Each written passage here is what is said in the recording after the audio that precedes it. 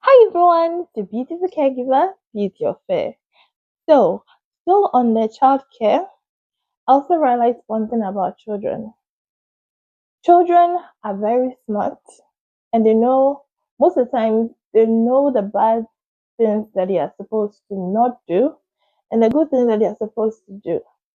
But as adults, sometimes we also want to explore things. We also want to, you know the consequence of what we are doing. Because most of the times when we are told that, oh, don't do it this way, do it that way, or even when our mothers are advising us that don't do this, do this.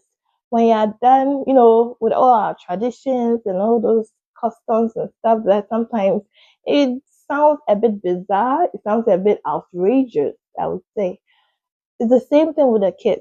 Sometimes when you give them some instructions, they feel like, why should I even do this? Why is mommy saying this? Why is daddy saying this? Why is my teacher telling me this? Why is my caregiver telling me this? Why can't I just do this? The socket looks very attractive. I've not seen it before. Let me just touch it and see.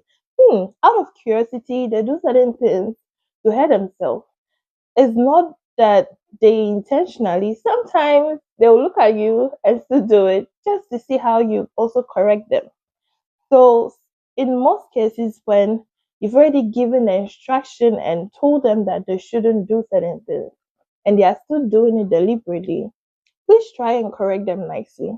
Because when you correct them, it gives them a reminder that I was told not to do this.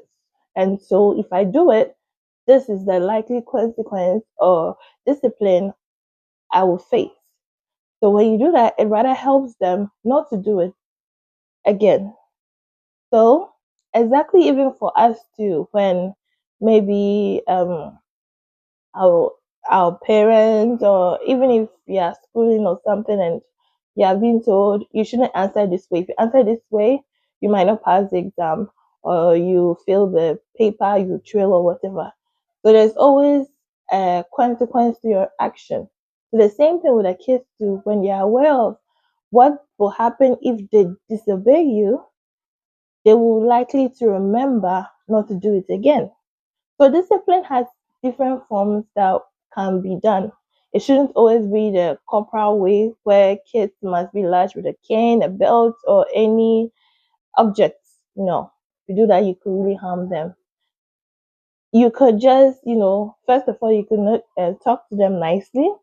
If you see that the child is still being rebellious, you can deprive them of something they like.